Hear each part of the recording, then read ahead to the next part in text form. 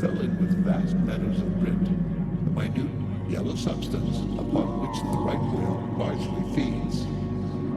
For leagues and leagues undulated around us, so that we seemed to be sailing through boundless fields of ripe and golden wheat.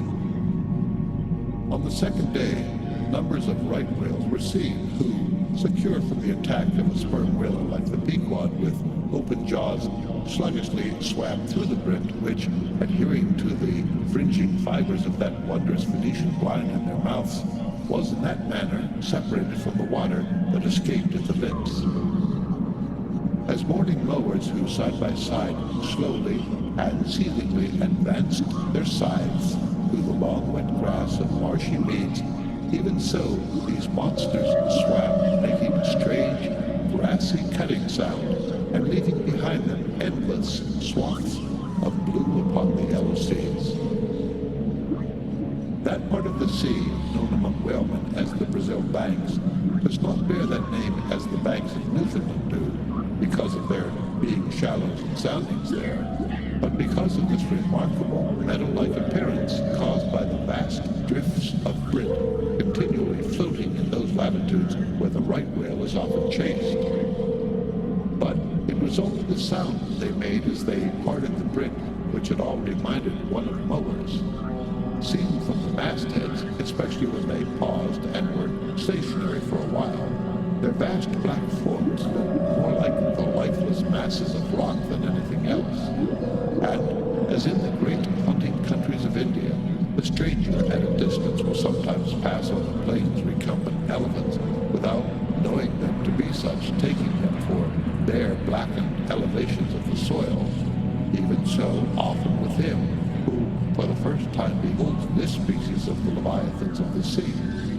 And even when recognized at last, their immense magnitude renders it very hard really to believe that such bulky masses of overgrowth can possibly be instinct in all parts with the same sort of life that lives in a dog or a horse. Indeed, in other respects, you can hardly regard any creatures of the deep with the same feeling that you do those of the shore. For though some old naturalists have maintained that all creatures of the land are of their kind in the sea, and though taking a broad general view of the thing, this may very well be, yet coming to specialties where, for example, does the ocean furnish any fish that in disposition answers to the sagacious kindness of the dog?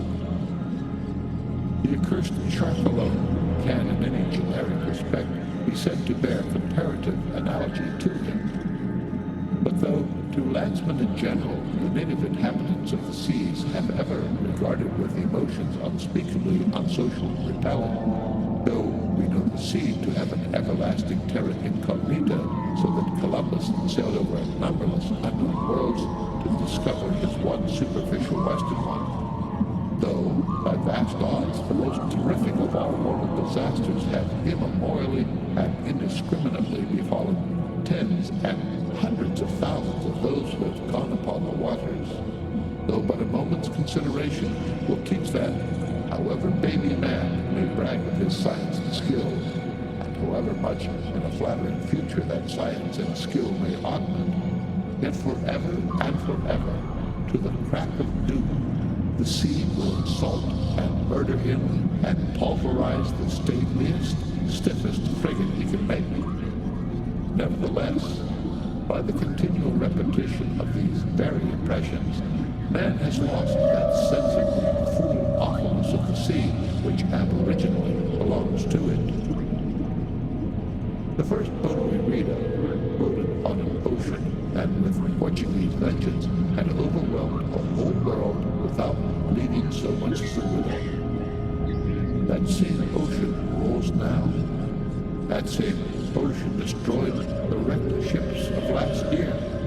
Yea, foolish mortals, Noah's flood is not yet subsided. 2/3 of the fair world yet covers.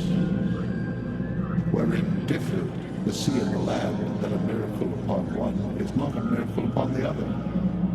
Supernatural terrors rested upon the Hebrews when under the feet of Korah and his company the live ground opened and swallowed them up forever.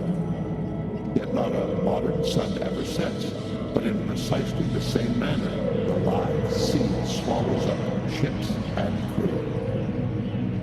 But not only is the sea such a foe to man who is an alien to it, but it is also a feed to its own offspring, worse than the Persian host who murdered his own guests, sparing not the creatures which itself hath spawned. Like a savage tigress that, tossing in the jungle, overlays her own cubs, so the sea dashes even the mightiest whales against the rocks, and leaves them there side by side with the split wrecks of ships.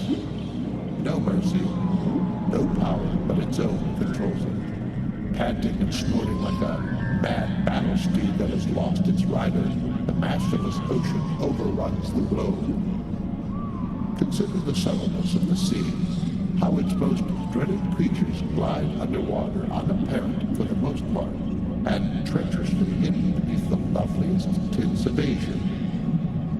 Consider also the devilish brilliance and beauty of many of its most remorseless tribes as the dainty embellished shape of many species of sharks. Consider once more the universal cannibalism of the sea, all whose creatures prey upon each other, carrying on eternal war since the world began. Consider all this, and then turn to this green, gentle, and most docile earth. Consider them both, the sea and the land. And do you not find a strange analogy to something in yourself? For as this appalling ocean surrounds the verdant land, so in the soul of man there lies one insular Tahiti, full of peace and joy, but encompassed by all the horrors of the half-known life. God keep thee. Push not off from that isle.